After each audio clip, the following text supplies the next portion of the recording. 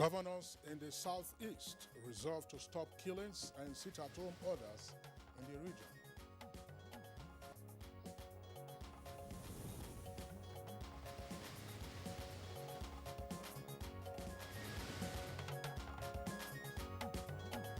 And Senate confirms nomination of board members of the Economic and Financial Crimes Commission.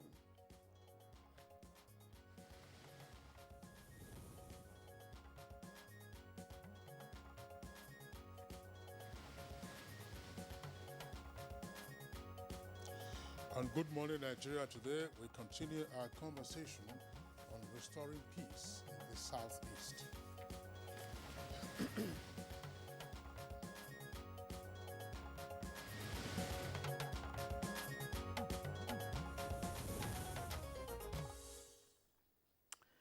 And the current unrest in Nigeria's southeast has cast a dark cloud on the region.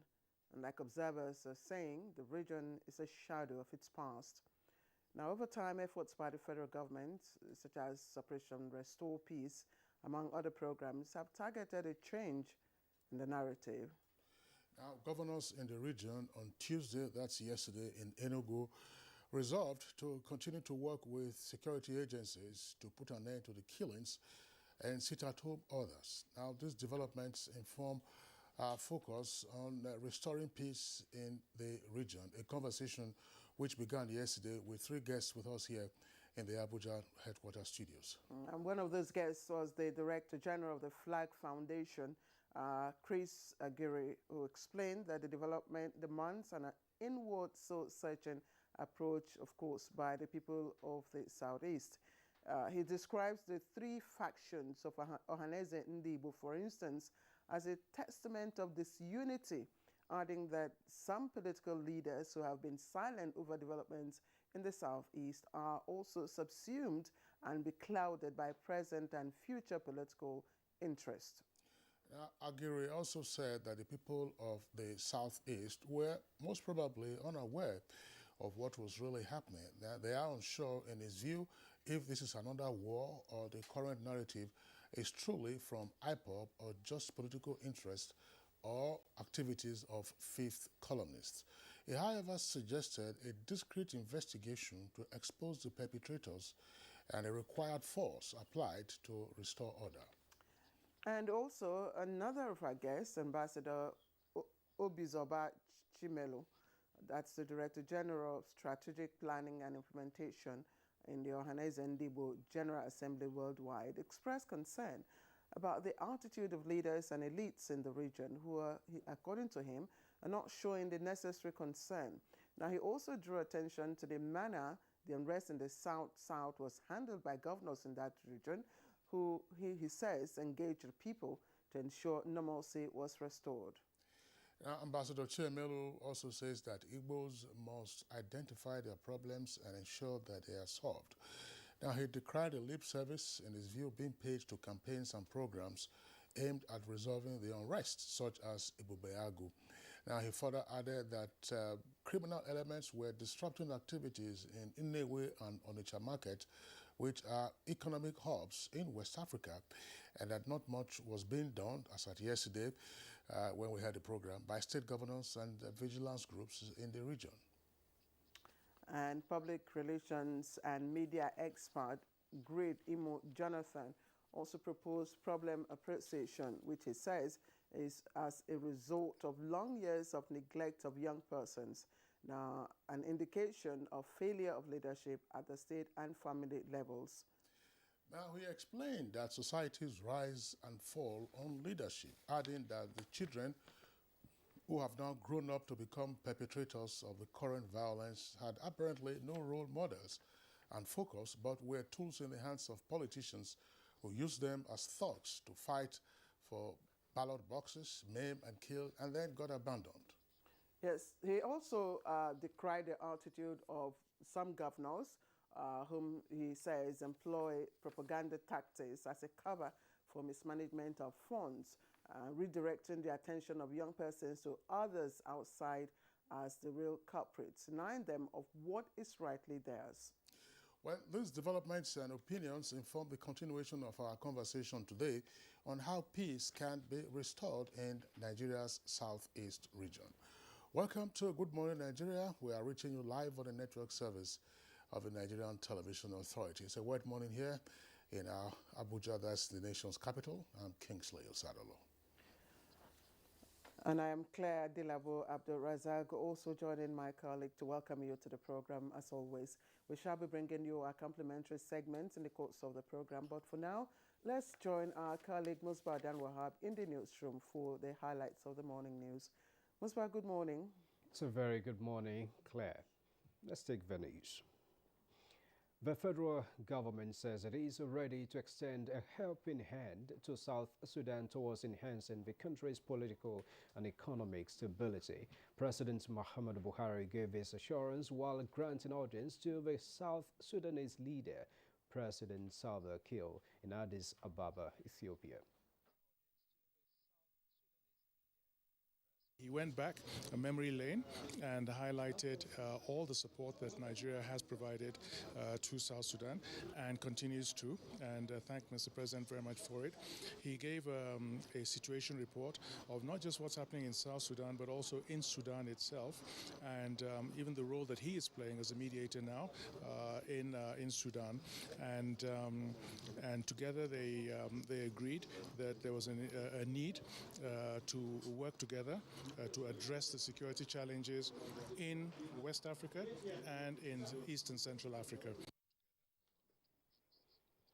Meanwhile, the federal government has signed a €101 million financing bilateral agreement with the Republic of Germany. The funds are for various development programs in the country.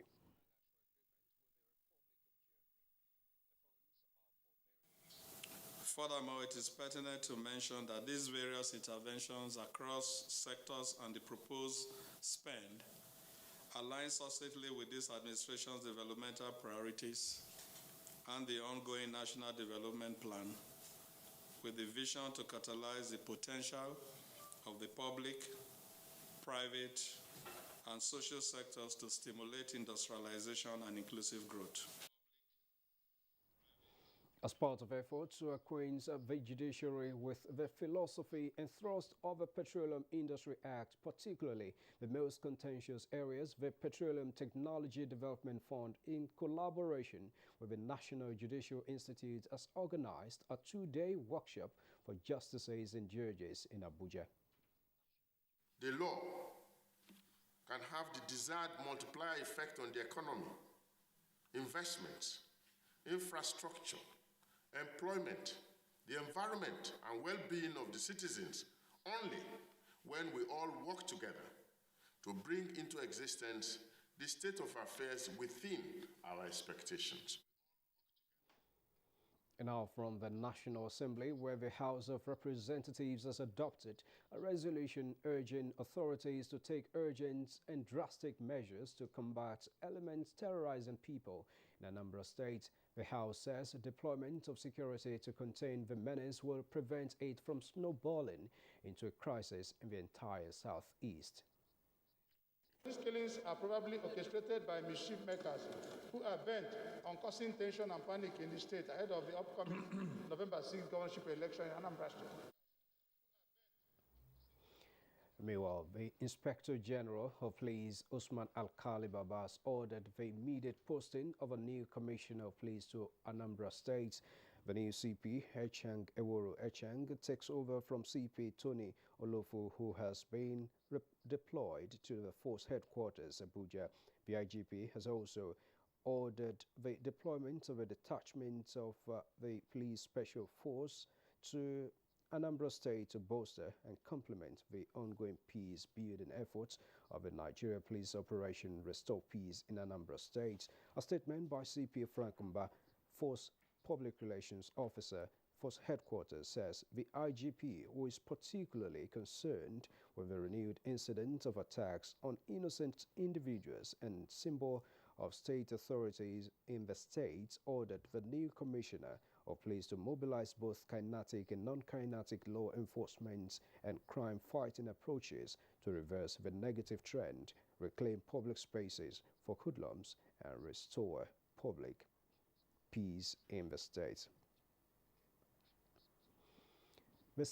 The governors and leaders of the Southeast Zone have condemned the sit-at-home orders and killings in the zone, resolving to join hands with the security agents to stop the incessant killings and further sit-at-home orders in the Southeast. This was contained in a communique issued at the end of a security meeting by the leaders of the zone.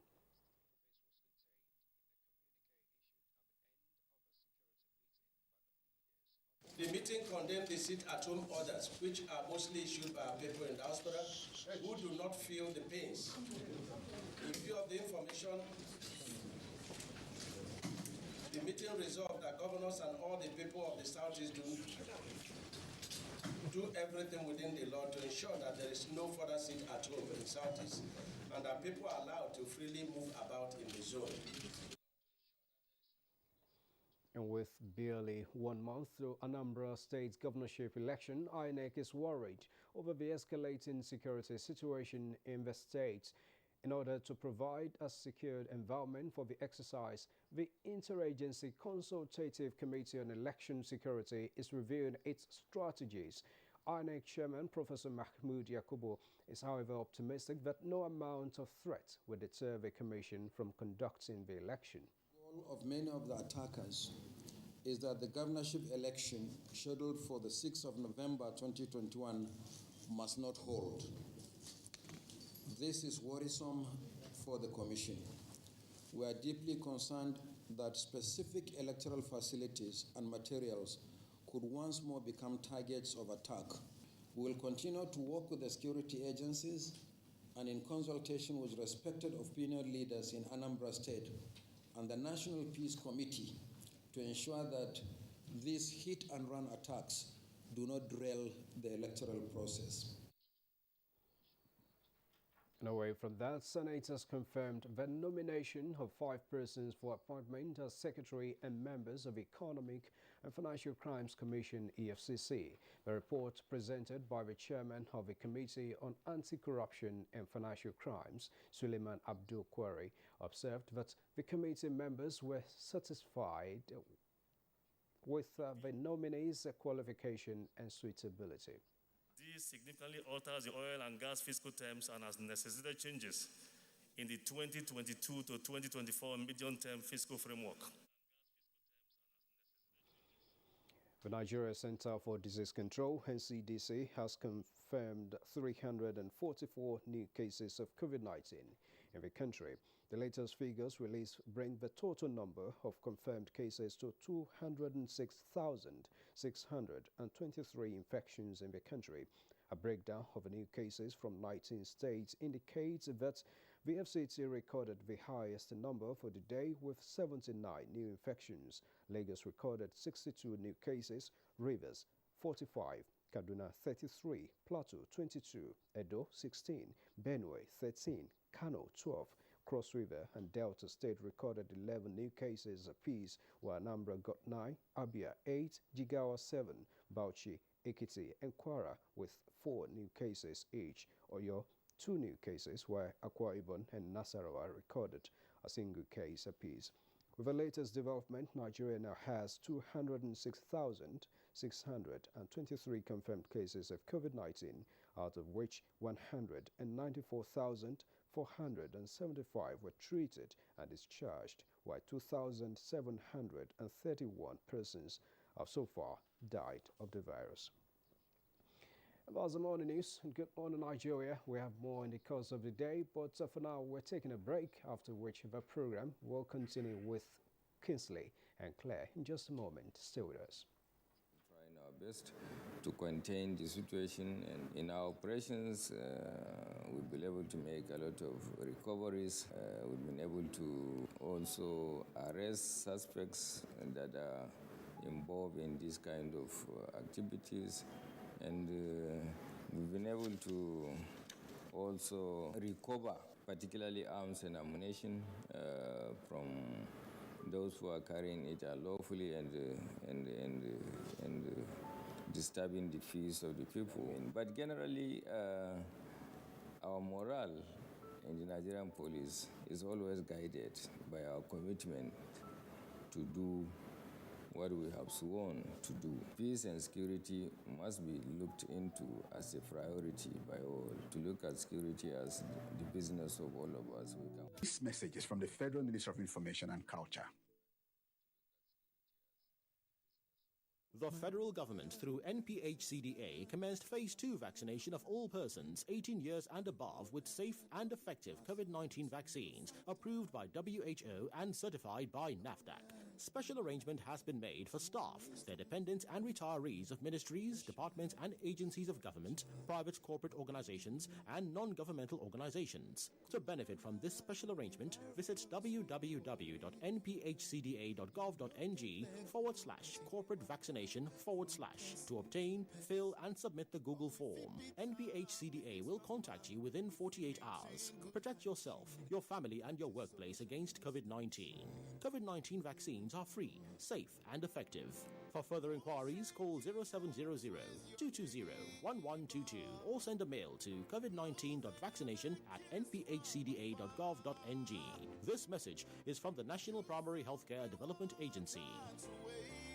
Hey there, what's on your bucket list? Would you like to travel the world, live your best life? What if I told you you could blow right this minute and do everything on that list? Airtel is celebrating its anniversary and saying thank you to all loyal customers. You stand a chance to win up to 100 million naira with guaranteed cash tokens in the Airtel Recharge and Blow Anniversary promo. Plus 250 megabytes and 20 SMS free. How awesome is that? All you have to do is recharge to win. For more information, dial *444*4#. Everyone's a winner. So hurry now. The more you recharge, the more you win. Airtel, the smartphone network. Mommy is ready to receive me a bundle of joy. Mommy is making my home cleaner and safer. We are Dettol, Dettol. Illnesses can happen at home too. That's why Dettol and me together will make my baby's home safe and to protect from up to 100 illness-causing germs. That's why moms want to be Dettol. Dettol Sure. We are Dettol, Dettol Sure.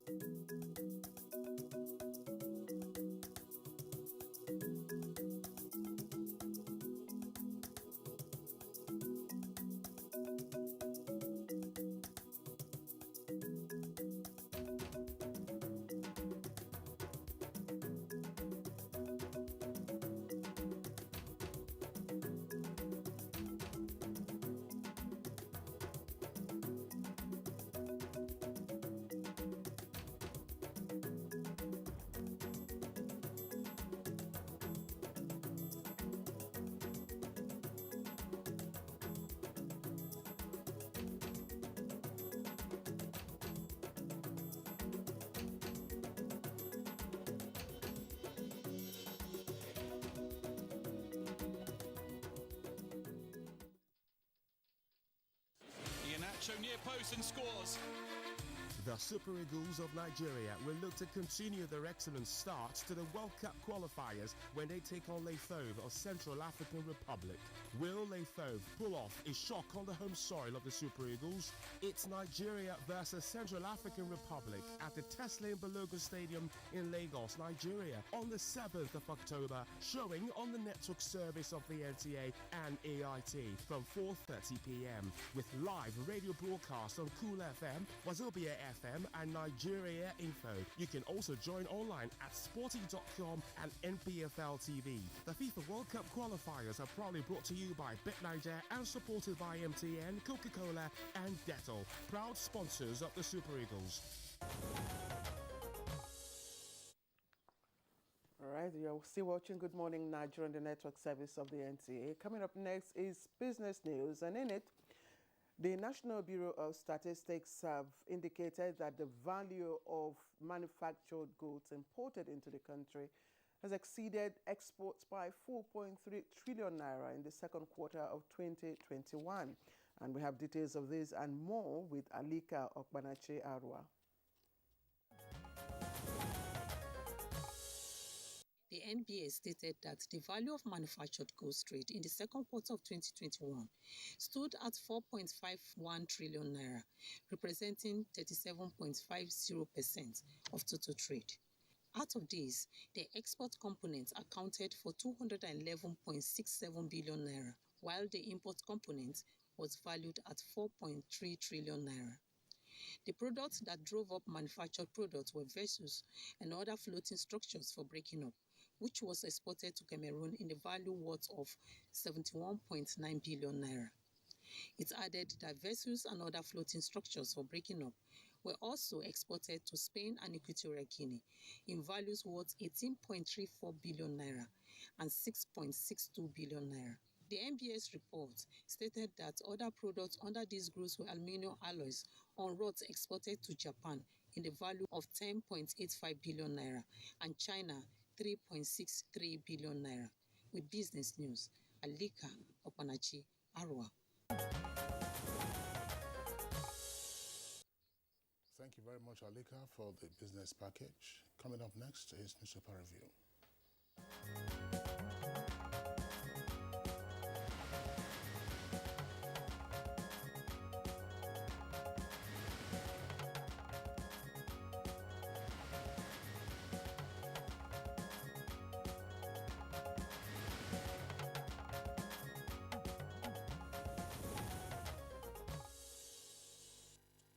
And Bayo Atebe is right here with us. Bayo, good morning. Good morning, Claire. Good morning, Kingsley. Good morning, Nigeria. Right, Bayo, good to see you. Thank you. We have the Nation newspaper as well as the Punch. Let me begin by taking a look at the stories on the front page of the Nation newspaper. Above the name flag, EFCC probes 157 billion naira pension fund fraud. PDP chair zoning to North gains more support, with a rider Mark is front runner. Zulum and 7 Lake Chad governors meet. Education students to get 75,000 naira stipend. And below that it says IOC's mall leaving Nigeria onshore over litigation, says Silva.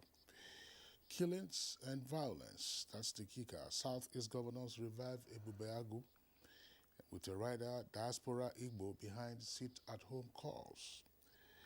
Oyetola presents 129.7 billion naira 2022 budget estimates to Osun lawmakers. And the lead story is also on the budget, this time the federal government's budget. Buhari's 16.45 trillion naira budget 2022 pushes deficit to 7.9 trillion naira. That's President Buhari's 16.45 trillion naira budget 2022, as the proposal, pushes deficit to 7.9 trillion naira. With 3 riders, projected revenue is 8.53 trillion naira. President seeks review of MTEF and FSP. Lawmakers may get documents tomorrow.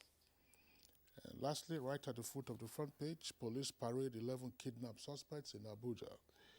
And 180 million phone lines linked with NIN. Claire. All right, the front page of the Punch is quite busy this morning, but it has at its lead story, teachers' new salary scale. States NUT on collision course as government cites cash crunch. And it comes with 2 riders there. NUT dismisses states' excuses, says only governors against teachers won't honor new scale.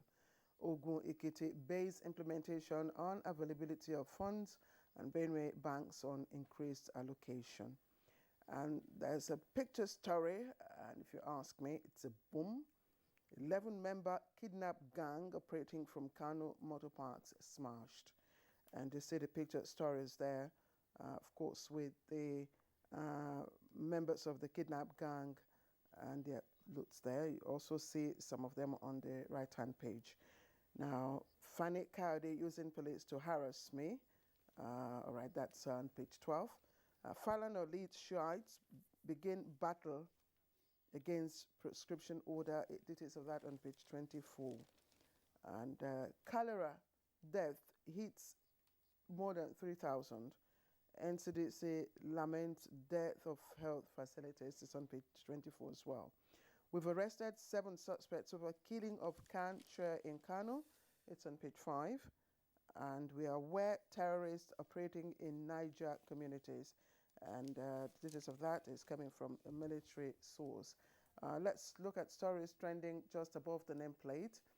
Budget, FG lowers revenue projection by 342 billion naira, 6 MTF amendment. Now, be prepared for 7-day isolation in the UK, FG tells Nigerian travelers. It's on page 26. And here comes another shocker. Nigeria records 6,746 cases of COVID-19 vaccine side effects. Nigeria records 6,746 cases of COVID-19 vaccine side effects. And there are also other stories inside, but these are not side effects to be worried about if you look at the details of the story bio. Yes, if you compare it to the volume of persons that have been vaccinated, nearly 5 million persons have been vaccinated. So in percentage terms, it is within the safety range. Some nations, like United States of America, the percentage of side effects compared to the population that have been vaccinated is quite on the higher side than what we are expecting now. We are lucky in the sense that even at the onset of COVID-19 in March, the World Health Organization have projected that by July, the infection in Nigeria will have exceeded 200,000.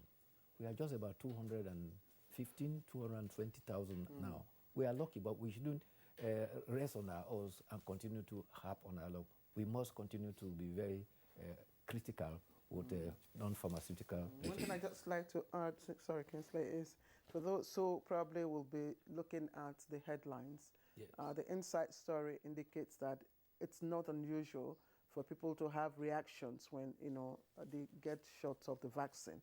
So according to the story, there's nothing really to worry about. All those affected have recovered. It's not unusual because persons' composition differ, and persons have allergic reactions to drug differently. I, for instance, I react to sulfur. So any drug with a sulfur base, I avoid it. If, for instance, I didn't give that information and I take a drug that has sulfur, it's naturally would affect me. This is why usually when you fill the form for inoculation, you are expected to indicate any allergies that you have those. Now, talking about Budget 22, the Budget 22 has had the medium-term expenditure frame and the fiscal strategy paper reviewed upwards. It is now to be 16.45 trillion for the 2022 budget. The letter from Mr. President to the Senate and the House of Representatives informed them accordingly. The increase is predicated on provision that has been made for INEC for 2023 election. Other provisions are for service-wise vote, as well as hazard allowances for health workers, which has been the basis of a recent strike. There's also taken into consideration deficit increase by about 692 billion for deficits, as well as public service wage assessment. Meanwhile, Southeast governors and Igbo leaders rose from a meeting in Enugu yesterday and declared that sit-at-home must stop. The meeting was attended by 3 governors and 1 deputy governor, as well as Ohaneze Ndigbo, traditional rulers, National Assembly leaders, and clergy, as well as prominent leaders. An 8-point communique was read by the chairman of the Southeast Governors Forum, Governor Dave Umahi of Ebonyi State. The main issues raised there is that the meeting condemned killings in the region and resolved to support security agencies to stop the mayhem. They condemned the sit-at-home order allegedly issued by persons in diaspora who do not feel the pains of the sit-at-home. They also resolved that governors and people of the Southeast should do everything within their powers among the people and also within the law to stop the sit-at-home and allow people to move freely. The Southeast Governors Ebube Agu security outfit is to be launched, and the laws supporting it are to be passed between now and December 2021. The meeting also reviewed reports on issues on security and marginalization in the zone, and also resolved that they will support the governorship election in Anambra, November 6th.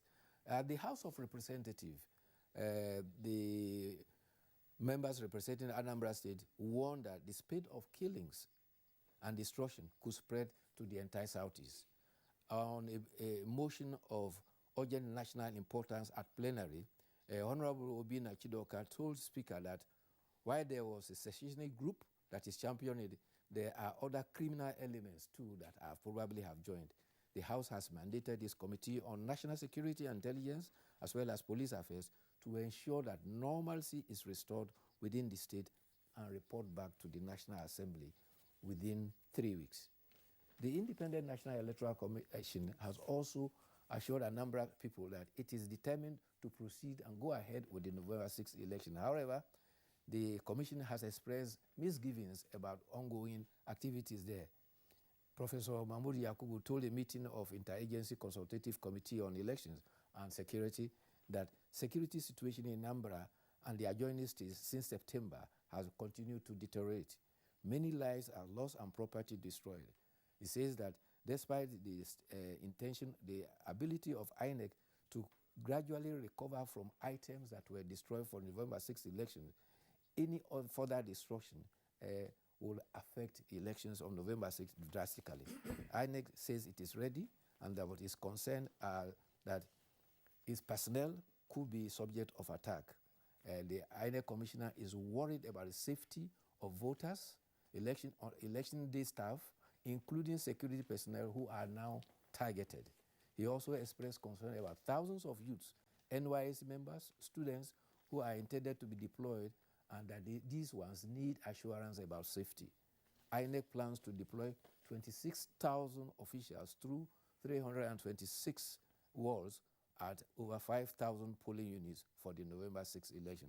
By virtue of the Electoral Act, INEC, if condition warrant, can postpone elections.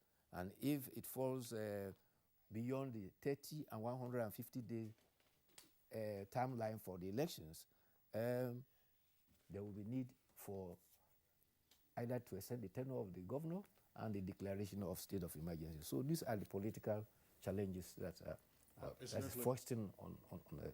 That was a topic we discussed yesterday on Good Morning Nigeria. It was one of the two topics we had yesterday, but it's a full topic we are having today because we couldn't exhaust a number of the perspectives, and the Southeast governors have also just met. I want to draw attention to the headline of one of the stories on the front page. Let's say education students to get 75,000 naira stipend. Per semester. Stipend. Education students in all public universities as well as public colleges of education. Those who are in colleges of education would get 50,000 naira per semester. Those who are in faculties of education in the public universities, that is to say federal universities and state universities, will get 75,000 naira. On the face of it, this should be applauded. But I'm just wondering, I hope that they have done the arithmetic properly. What is the current population of education students in public universities and public colleges of education? I don't imagine that we have private colleges of education. What is the student population, and how much is this going to cost on a yearly basis? Because per semester for an undergraduate would be 150,000 naira per annum. And then for those in colleges of education, their programs usually run for 3 years, that would be 100,000 naira. So what is the population of students? And how do you manage the population going forward? So that when people now find that education is attractive to study, you find, yes, there will be a rush. And what will be the carrying capacity of the institutions? So that at the end of the day, you don't find a situation where you paid for a couple of years and thereafter it peters out. I'm saying this because this is not, it's nothing, it's commendable, but it's not new. It is not new. As part of the measures towards the implementation of the Universal Primary Education Scheme, teacher training colleges were free. And students who were in their final year also received stipends on a monthly basis. If you calculated, it became a terminal amount that you got. And then they also had automatic employment. Immediately upon graduation, even before their results were released, they were given employment. But it couldn't be sustained beyond only a few years. And then you also have, I'm sure you are familiar with this, in the universities, undergraduates who perform well and federal government scholarship. Yes, there were also bursary awards. And bursary awards came from the state, bursary was for everybody. But academic performance was the basis for the federal government scholarship. They paid it, and I mean, I don't want to be personal, but in my final year, they didn't pay us. And they are still owing me, and I have not forgiven that debt. Okay. It was 650 naira at that time. A lot of money. I mean, it was good, but 650 was a lot of what money. are you saying? It was enough to take care of two academic sessions. 650. They never paid it, But file your papers. No, I'm just saying that on that. But the other point to also add, if you recall, a little over 10 years ago, when Sam Egu was Minister of Education, he brought up a proposal of automatic jobs for first-class graduates. Where is that program today? Bayo, you don't have a right to reply. He has a right to reply. No. We have exhausted your time today. We gave you more than enough time. And so tomorrow, he will reply. You will reply. So, Bayo, thank you. I saw the touch of yellow, so I knew it was a day of yellow cards. All right, Bayo, thank you you very much. And do have a pleasant day, You too. even though it's wet out there. All right, you're watching Good Morning Nigeria, and coming up very shortly, we will commence our conversation, but right after this commercial break.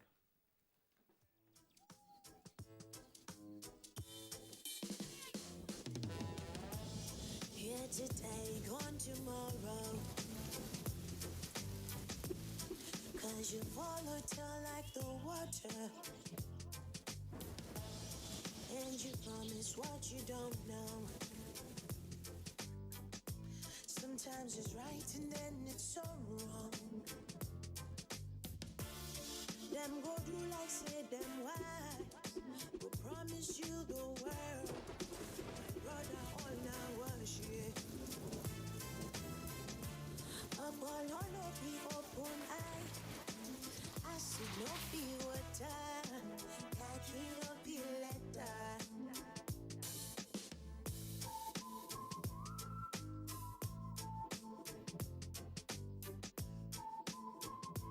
Airtel, the smartphone network. Mommy is ready to receive me a bundle of joy. Mommy is making my home cleaner and safer. We are Dettol sure. Illnesses can happen at home too. That's why Dettol and me together will make my baby's home safe and to protect from up to 100 illness-causing germs. That's why moms want to be Dettol. Dettol Sure. We are Dettol sure. The broadcast media ecosystem is dynamic and requires continuous training for practitioners to perform optimally. NTA TV College JOS invites relevant officers to the following specially packaged training programs. Archival Management System in the Broadcast Media, date 11th October to 29th October 2021, 3 weeks. Intermediate Presentation Techniques, date 11th October to 22nd October 2021, 2 weeks. Digital Satellite, Microwave, and RF Technologies, date 11th October to 15th October 2021, 1 week. Advanced Broadcast Accounting and Auditing, date 25th October to 5th November 2021, 2 weeks. Photojournalism and Photography, date 8th November to 26th November 2021, 3 weeks. Transmitter Operation and Maintenance, date 1st November to 5th November 2021, 1 week. The course fee for the 3-week course is 130,000 naira per participant, while the fee for the 2-week course and the 1-week engineering courses is 100,000 naira only per participant, accommodation inclusive. The venue for all courses is the serene and secure environment of NTA TV College near Old Government House, Rayfield, Jos. For more information, please call 0803 314 4383 or 0806 980 9807. NTA TV College Jos, training you to be the best you want to be. Dear compatriots, our country can be as great as we want. Let us all commit ourselves to its greatness. We must be willing to set aside our differences, unite and stay as one. In our expansive landmass, human and material resources, and plurality lies our strength.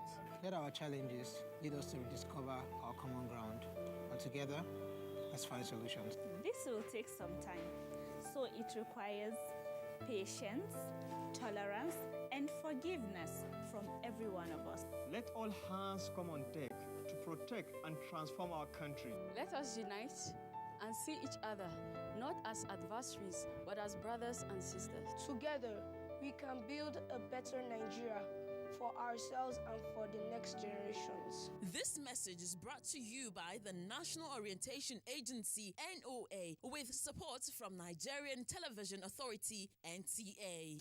Iheanacho near post and scores. The Super Eagles of Nigeria will look to continue their excellent start to the World Cup qualifiers when they take on Lefauve of Central African Republic. Will Lefauve pull off a shock on the home soil of the Super Eagles? It's Nigeria versus Central African Republic at the Tesla Balogun Stadium in Lagos, Nigeria on the 7th of October, showing on the network service of the NTA and AIT from 4:30 p.m. with live radio broadcast on Cool FM, Wazobia FM and Nigeria Info. You can also join online at sporty.com and NPFL TV. The FIFA World Cup qualifiers are proudly brought to you by BetNiger and supported by MTN, Coca-Cola and Dettol, proud sponsors of the Super Eagles. All right, this is the network service of the Africa's largest TV network, that's the NTA, and you're watching Good Morning Nigeria, and time to commence our conversation. And just before we bring in our guests, let's listen to our backgrounder today, as compiled by Abdul Salam Jubril. And of course, the topic is restoring peace in the Southeast. We're looking at the second part of our conversation.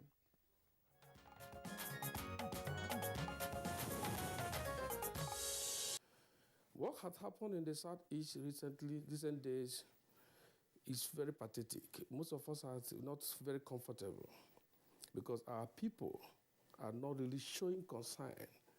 When you see a political leader who come on the national TV or press conference and say they don't know who is behind this, we must have to identify our problems. If we don't identify our problem, then there's no way we can solve our problems. Abuja was set up unceremoniously prior to this serious hit in the Southeast, when they perceive that these people are becoming unbearable to them. They rose from a meeting and proclaimed Abuja to secure the Igbo land. And today, I think nobody can barely heard about that Abuja by the governors, the Southeast governors. In my state, within the last 6 years, when we did the analysis of federal allocation, both for state and local government, in 6 years, Abia State has received 803 billion. And it does not reflect in that environment. Hence, when I'm talking about leadership, I'm not talking about federal, because the two things that happen here is that it is the failure of the immediate leadership in the Southeast. And when this failure occurs, they begin to play propaganda with it, begin to redirect the attention of young people, making them feel that it was someone out there who is supposed to have taken care of their needs that have not done it. Yet these young people see these people driving in big cars. They know some of these people had nothing. They become big now. They had no factories. They don't have no mechanics farm. But on the commonwealth of the people, they are feeding fat, taking care of themselves, sharing money. Nothing is reflecting on the environment. The Nigeria as an institution, with all the intelligence know-how, must carry out a discreet investigation to be able to unravel who are behind this, what is their interest, and above all, if it implies application of force, because somebody who is gone with gun that you cannot listen to you, if it entails application of force equivalent to what is being said to ensure that order is restored.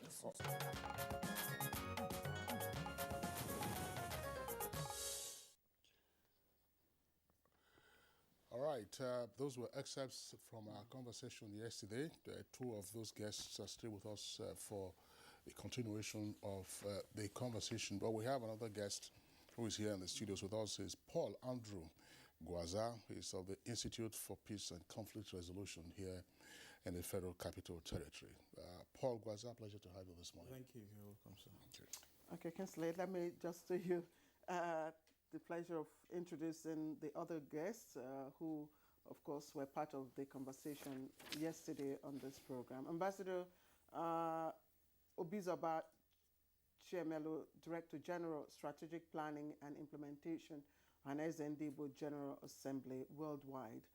He's also an ambassador of peace to the United Nations. He was part of this conversation yesterday. Thank you, Ambassador, for joining us again. Thank you very much, and good morning. All right, great Imo Jonathan from Abia State. He was also here yesterday, public relations and media consultant. Great. Many thanks to you for coming back to continue our conversation. My pleasure. Thank you very much. All right. All right, gentlemen, once again, our delight to have you join us. Since we had the first part of the conversation yesterday for around about 30-35 minutes, there have been at least two significant developments.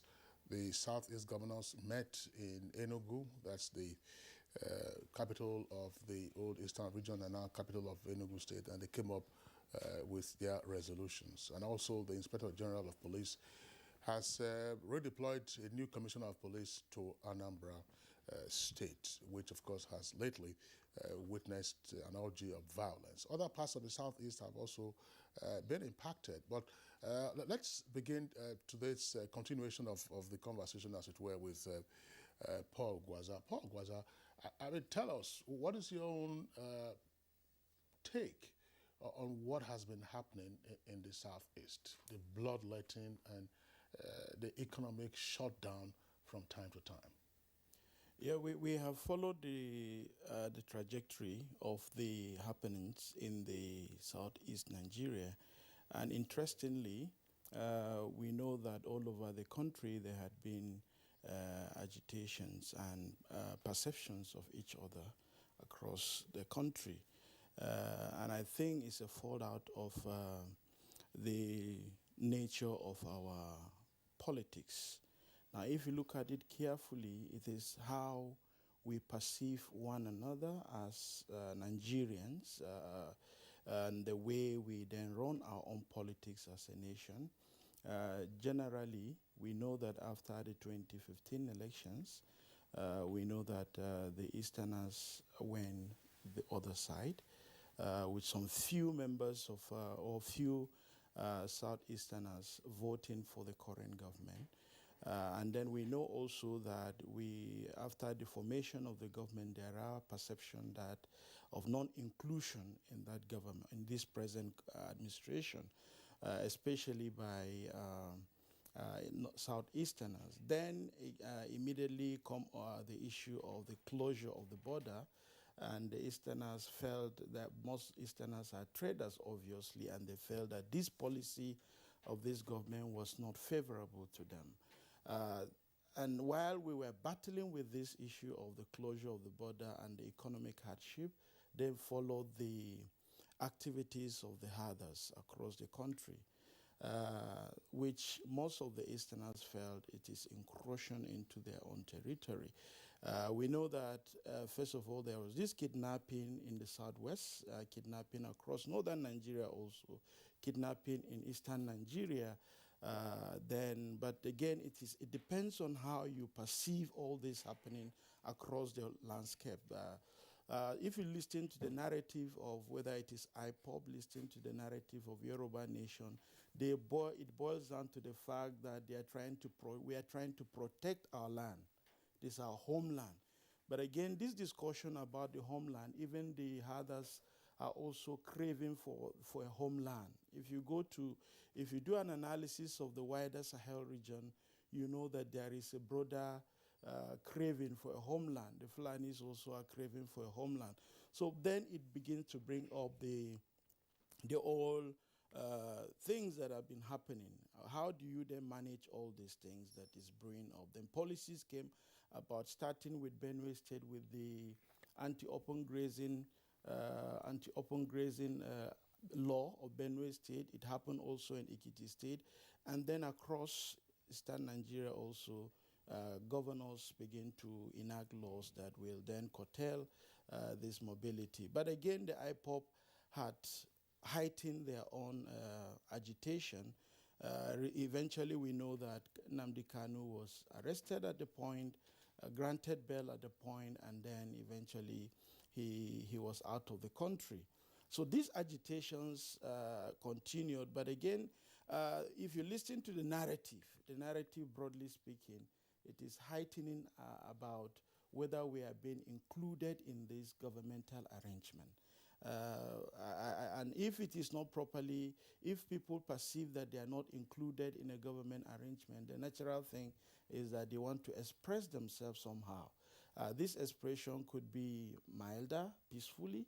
It could be violent, which we are seeing. But again, the bottom line is you know what is, if the industries have collapsed in a country called Nigeria, where we are churning out graduates every year. In fact, if you go to the law school, you wonder what cases are they going to prosecute, because you see thousands of lawyers graduating. You go to the universities, they are graduating, and all these young people are coming out. There's no industry. Government agencies, ministries, and departments are saturated. Businesses are no longer tenable. The economy has crumbled. And as I rightly noted earlier, the borders are closed at a point, and so even the transaction, we know that the Okirika business was one of the things sustaining some of these young men. It was no longer tenable for most of them. So this thing has actually heightened.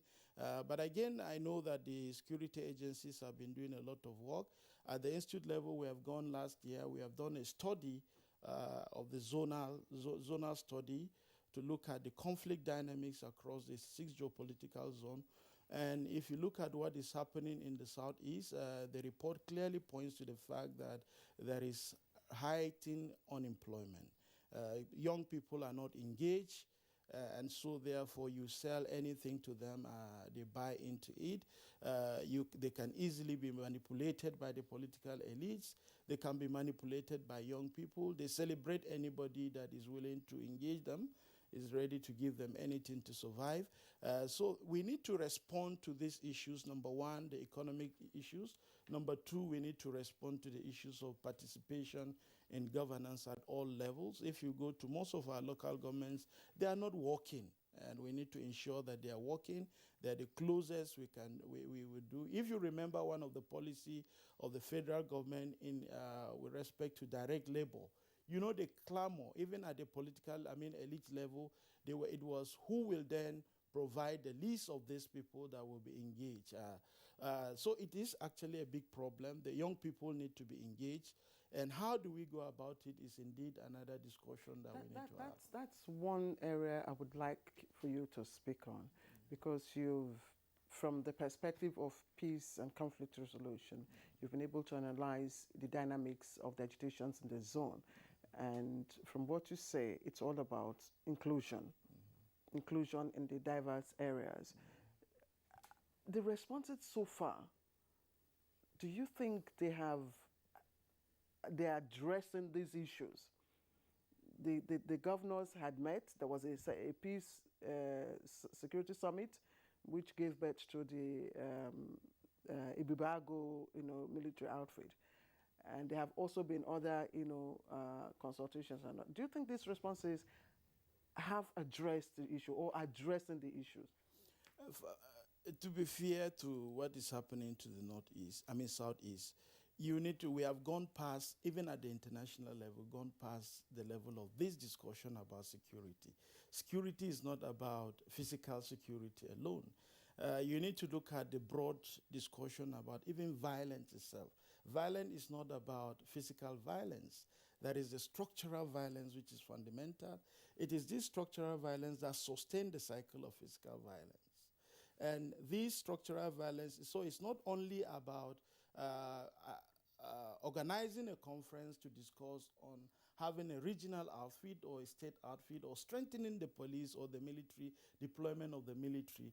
I have rightly identified the issue of the economy of the people, the economy of the young people. We know that the Southeasterners are entrepreneur people. They are hardworking people. And so you need to create the environment for them to do their businesses. Now, once you choke that environment and they no longer feel free to do what they are doing, then you then naturally give them alternatives. What are the alternatives? For them to do things that they are not conversant of doing it. So I think my own take is that we need to look at the broad discussion about human security, the protection of the people. And in protecting these people, we need to look at their social security. And employment is very, very critical. And creating that environment for them to do their business. And Igbo people are all over this country. In fact, the Igbos in southeastern Nigeria are not up to the Igbos in other part of the country. There was a discussion in the office we had. And if you look at, in fact, the Igbos have integrated into the broader Nigerian society than any other ethnic group. You find Igbos all across, all over Nigeria. You hardly will find us in Igbo land. Yeah, so I think we need to create the space for them to express themselves. They need Nigeria more than we need Nigeria. That's the truth of the matter. Igbos need Nigeria more, the Southeasterners need Nigeria more than the Hausa man need Nigeria, more than the Igbo man need Nigeria. Because if you go to, for instance, you go to the streets of southeastern Nigeria, you hardly will meet, the percentage of the people you meet are larger Igbos. But if you come to, say, in Jos, you will meet more Igbo people and Yoruba people, and so the cosmopolitan nature of Nigeria is actually reflected in the presence of the Igbos in our communities in Nigeria. So my point is that apart from the fact of inclusion, which has been heightened in the media, we need to ensure that we enhance the economic well-being of our people. We need industries to begin to function, and that should be strategic, because right now what we are facing is that there is heightened insecurity in the region. So, but then you need to begin to provide avenues to entice and lure people to go back to economic enterprises. I think it's far better than trying to use the hard power in ensuring that they are not carrying arms. All right. Thank you, Paul Gwazade, for your perspective. I'd like to bring in Great Imo Jonathan at this